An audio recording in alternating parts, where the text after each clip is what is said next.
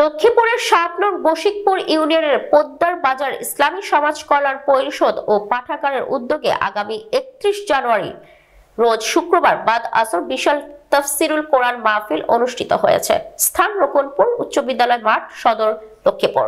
উক্ত তাফসিরুল কোরআন মাহফিলে প্রধান তাফসিরকারক হিসেবে উপস্থিত ছিলেন আন্তর্জাতিক খ্যাতিসম্পন্ন ইসলামিক স্কলার মুফতি কাজী মোহাম্মদ ইব্রাহিম। প্রধান অতিথি হিসেবে উপস্থিত ছিলেন মাস্টার রুহুল আমিন ভুইয়া, কেন্দ্রীয় মজলিসের শূরা সদস্য ও আমির, বাংলাদেশ জামাতে ইসলামী লক্ষ্মীপুর জেলা। বিশেষ অতিথি হিসেবে তাফসির করেন হযরত মাওলানা মহিউদ্দিন হাসান উপাধ্যক্ষ, রাজগঞ্জ ইসলামিয়া ফাজিল মাদ্রাসা খতিব হানিফ মিয়াজির হাট কেন্দ্রীয় জামে মসজিদ। আরো তাফসির করেন হযরত মাওলানা শাহ মোহাম্মদ শফিকুর রহমান, ধর্মীয় আলোচক বিটিভি ও বাংলাদেশ বেতার খতিব আমলি গোলাম জামে মসজিদ লালবাগ ঢাকা। এছাড়া তাফসির করেন হাফেজ মাওলানা মাসফুরুল হাসান, খতিব বাইতুল মামুন জামে মসজিদ রায়পুর। সভাপতিত্ব করেন মাহফুজুল হক বিএসসি বিএড, সাবেক প্রধান শিক্ষক, দামপাড়া পুলিশ লাইন উচ্চ বিদ্যালয় চট্টগ্রাম। ইসলামী সঙ্গীত পরিবেশন করেন অনুপম শিল্পা গোষ্ঠী লক্ষ্মীপুর। লড়াকু সৈনিক, তেজোদ্দীপ্ত, নির্ভীক চিত্ত মুসলিম ভাইরা, পর্দার অন্তরালে বীরাঙ্গনা,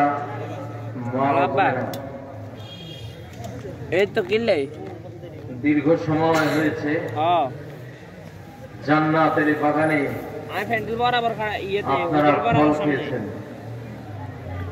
আধ্যাত্মিক ফল, স্পিরিচুয়াল ফুড। আমরা বস্তুবাদী এক শতাব্দী আমরা দেখেছি।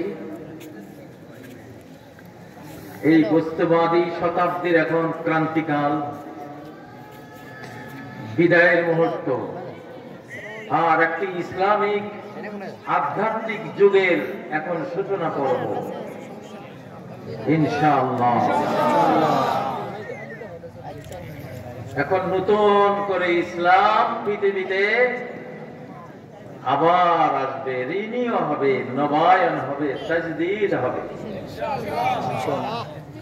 এই সময়ে ইসলামের সামনে যে দাঁড়াবে, আকাশের মারের ছোটে ফেরাউন, নমরুদ, সাদ্দাত এদের মতো নিশ্চিহ্ন হয়ে যাবে। আলম ইয়াজআল কাইদাহুম ফি তাদলিল।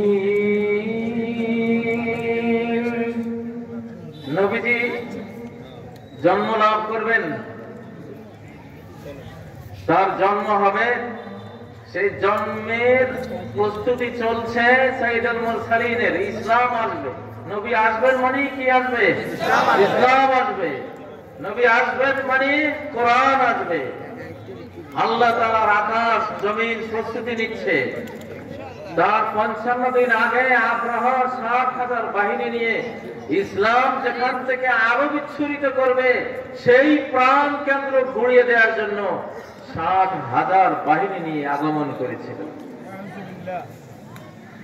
সেই আশাটা ছিল বড় অসময়ের আশা, বড় অসময়ের আশা। আব্রাহা তোর এই সময়টা নয়, এই সময়টা মুহাম্মাদের, শিশু মুহাম্মাদের, এই সময়টা কোরআনের। তুই এই অসময়ে সৈন্য বাহিনী নিয়ে কাবার উপরে আক্রমণ করতে এসেছিস।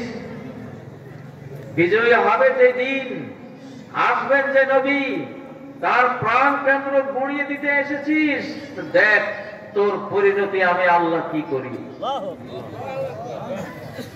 وَأَرْسَلَ عَلَيْهِمْ طَيْرًا أَبَابِيلَ।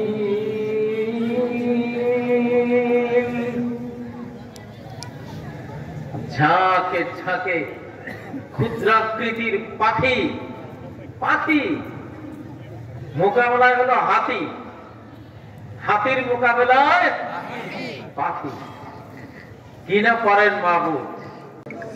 এটা অনেক বইপত্র ছিল, ইসলামী সাহিত্য ছিল, সবগুলো তছনছ হয়ে গেছে এবং বেশ কিছু উলি পোকা খাই গেছে। 15-20 বছর এটা খোলা হয় নাই। এটা আমরা সংস্কার করবো, আপনাদের সাহায্য চাই আমরা, আপনাদের মানসিক আর্থিক সব রকম সাহায্য চাই।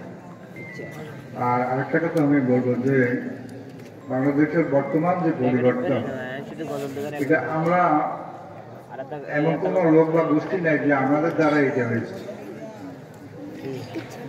আল্লাহ রাব্বুল আলামিন ফেরাউনকে নমরুদকে একটা মশা দিয়ে মেরে ফেলছে, ফেরাউনকে পানিতে ডুবাইছে, আব্রাহামকে আবাবিল পাখি দিয়ে মেরেছে। এগুলা একটি চিত্ত পাহাড়। আমাদের কাছে যে পরিবর্তন আসছে, যারাই যেভাবে নিজেদেরকে কৃতিত্বধারী মনে করুক না কেন, এবার আমার তাসাউলা ইয়া সাল্লাহ রাব্বুল আলামিন, তোমরা যত চেষ্টা করো, আল্লাহর চেষ্টা ছাড়া, আল্লাহর অনুমোদন ছাড়া কোনো কিছুর পরিবর্তন হয় না, হবে না। তো যেটা হয়েছে এটা আমি মনে করি সম্পূর্ণ আল্লাহর রহমত দেওয়া হয়েছে। আজকে আমরা যেখানে দাঁড়িয়ে মাহফিল করছি, এখানে মালিক উদিত হয়েছে, এমনও দৃশ্য হয়েছে যে বক্তা রাখতেছে, যে সভাপতি ছিল সে মাইক কাড়িয়ে আমি নিজে সাক্ষী থেকে বক্তা বক্তৃতা করছে, সভাপতির গায়ে লেগেছে, বক্তার হাত থেকে মাইক ছেড়ে নিয়েছে।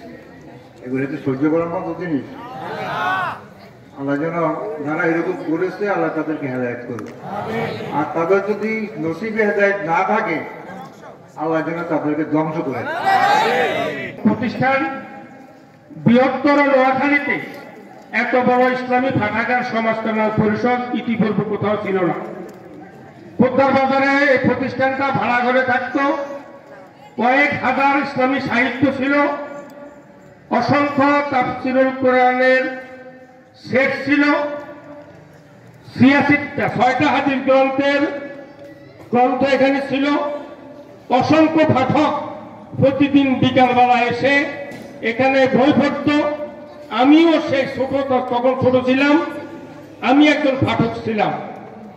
আমি দেখেছি এই প্রতিষ্ঠানটা করেছিলেন মূলত মাহফুজুল্লাহ বিসি সাহেব সহ ওনার সাথে অনেকেই। আজকে আমি অত্যন্ত শ্রদ্ধার সাথে তাদেরকে স্মরণ করতে হয়, তাদের আত্মার মাগফিরাত কামনা করতে হয়। এই প্রতিষ্ঠানের সব এবং পাঠকেরা এসে বই পুস্তক পড়ে, এটা কি আপনারা চান? আমি আপনাদের কাছে আহ্বান করব, আমাদের আজকে অসংখ্য বইয়ের প্রয়োজন, আমাদের কোরআনের তাফসীর প্রয়োজন, আমাদের আলমিরা প্রয়োজন, চেয়ার টেবিলের প্রয়োজন। আমি কাউকে ওয়াদা করাবো না, আপনারা আমাদেরকে সাহায্যের হাত বাড়িয়ে দিবেন ইনশাআল্লাহ। কেমন? আমরা রমজান পর্যন্ত অভিযান চালাবো, আমরা পাঠাগারকে আগের জায়গায় ফিরিয়ে আনার জন্য চেষ্টা করব। সম্মানিত ভাইরা আমার, আজকে এই মাহফিল এখানে সংগঠিত হয়েছে, যারা অক্লান্ত পরিশ্রম করেছেন, আমি তাদের বিশেষ করে পরিচালনা পর্ষদ শৃঙ্খলা বিভাগে যারা রয়েছেন তাদেরকে আন্তরিক মোবারকবাদ ধন্যবাদ জানাই।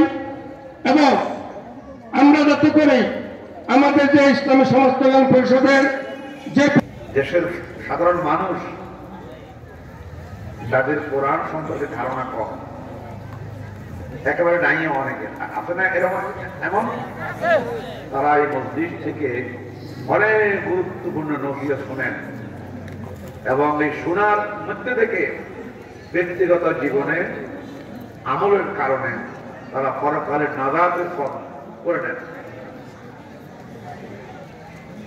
কোরআন আল্লাহ তাআলার পক্ষ থেকে একটি মহাগ্রন্থ, পৃথিবীর সর্বশ্রেষ্ঠ কিতাব হলো কি?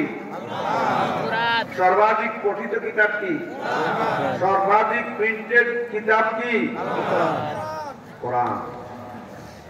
এমন মুসলমান পাওয়া যাবে না যার ঘরে কোরআন নেই। আছে না এরকম মুসলমান? কোরআন নাই এখানে কার ঘরে? কার ঘরে কোরআন নাই? পাওয়া যাবে না। কোরআন মানি না, না মানি, কিন্তু মহব্বত করি। মহব্বত করি না? এটা একটা অগ্রগতি। এখানে কেন আসছেন? কোরআনের মহব্বতে আসছেন, কোরআন শোনার জন্য। যারা জানেন তারাও আসছেন, যারা জানে না তালাওয়াত কোরআনের প্রতি মহব্বতের কারণে। কিন্তু এক দলের গায়ে জ্বালা, কোরআনওয়ালাদেরকে দুর্বল করে ফেলেছিল। আর জঙ্গল, আগাছা, পরগাছা যখন মোটা হয়ে গিয়েছিল, তখন আমার আল্লাহ আমাদের যাদের কাছে আমাদের এটা প্রত্যাশা ছিল না, যারা এই কাজ করতে মাঠে যাওয়ার কথাও ছিল না, আল্লাহ তাআলা ওই জালিমদের হটকারিতার কারণে তাদেরকে ব্যবহার করে মনে হয় যেন দূর দরাজ থেকে লোক এনে আমাদের জন্য ময়দানকে আবাদ করে দিলেন, ঠিক না? মূলত এই বিজয়ের পিছনে মাস্টার মাইন্ড এখন প্রচুর বের হয়। কয়দিন করে আমরা নতুন নতুন মাস্টার মাইন্ড দেখি, কথা বলেন ঠিক না? আসলে মূলত এই জমিনকে আমাদের জন্য আল্লাহ তাআলা দ্বীনের দাওয়াতের জন্য উপহার দিলেন এক মহান সত্তা, যার ক্ষমতার কোনো শেষ নাই। সেই আল্লাহ পাক আমাদের জন্য স্পেস করে দিলেন, জোরে বলেন ঠিক কি না? কোরআনে কারীমে আল্লাহ রাব্বুল আলামিন বলছেন, ইদা জাআ নাসরুল্লাহি ওয়াল ফাth, যখন আল্লাহর সাহায্য আসে তখনই বিজয় হয়, ঠিক কি না? তাহলে বোঝা যায় আমাদের এই বিজয়ের মাস্টার মাইন্ড একজন, চিৎকার দিয়ে বলতে হবে তিনি কে? সেই আল্লাহ আমাদেরকে কোরআনের মাহফিলে আসার জন্য সুযোগ দিলেন, আয়োজন করার সুযোগ দিলেন। এজন্য আমরা সে আল্লাহকে ধন্যবাদ জানাবো, কৃতজ্ঞতা জানাবো, থ্যাঙ্কস জানাবো, সর্বশক্তি দিয়ে, তার ভাষার শিখানো ভাষা দিয়ে, তার দেওয়া জবান ব্যবহার করে, আকাশ বাতাস মুখরিত করে কালেমাত শুকর করে জোরে জোরে আলহামদুলিল্লাহ। এখন থেকে প্র্যাকটিস করা লাগবে না, যেখানে অন্যায় সেখানে প্রতিরোধ, কথা বল না?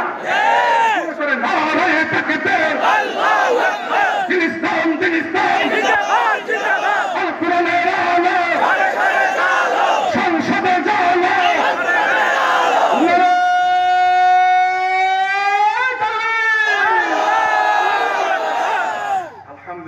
আলহামদুলিল্লাহ, আর একটু বলেন আলহামদুলিল্লাহ। তাওহীদের জোয়ার শুরু হয়েছে, শিরক আর বিদআতের কবর বাংলার জমিনে রচনা করা হবে, ঠিক না? আল্লাহ তাআলা কি বলেন শুনেন। আল্লাহ রাব্বুল আলামিন বলেন, ওয়া মান ইয়াবতাগি গায়রাল ইসলামি দীনান ফালান ইউকবালা মিনহু وهو في الآخرة من الخاسرين। যে ব্যক্তি ইসলাম ছাড়া, কে বলতেছেন? আরো জোরে বলুন তো। ওই লোকটা মরার পর যখন কবরের মধ্যে রাখা হয় তখন কোন দোয়া করে রাখা হয়? ওই সময় দোয়া পারে কিনে, ওই সময় করতে পারে না বিসমিল্লাহি ওয়ালা ধর্ম এরকম মতো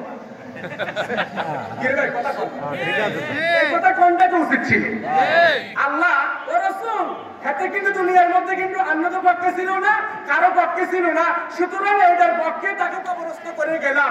দোয়াটা এটাই হওয়া দরকার ছিল, কথা বলেন ঠিক কিনা? ভাইয়ের আমার, ধর্ম নিরপেক্ষ মতবাদ একটা কুফরি মতবাদ, এর আবিষ্কারক হলো মিস্টার ইবলিস, শয়তান। কোন মুসলমান ধর্মের ব্যাপারে নিরপেক্ষ থাকতে পারে না, পারে না, পারে না, ঠিক কিনা? আল্লাহ পাক বলেন, ওয়ামান ইয়াবতাগি গায়রাল ইসলামি দীনান, যে ব্যক্তি ইসলাম ছাড়া অন্য কোন জীবন ব্যবস্থা গ্রহণ করবে, ফালাই ইউকবালা মিনহু, কখনো সেটা তার থেকে গ্রহণ করা হবে না। ইসলাম ছাড়া যত তন্ত্র মন্ত্র, যত মতবাদ, কোন মতবাদ আল্লাহ গ্রহণ করবে না। হাত দিয়ে আফসারি মতো করলাম না, আরো জোরে করলাম না, কারণ আল্লাহ একটা সম্পর্ক আছে তো, কথা বুঝেন না? এমনি যে কয় মাঝে মধ্যে হাসি কিছু কথা কই গেল, কিন্তু কিছু কথা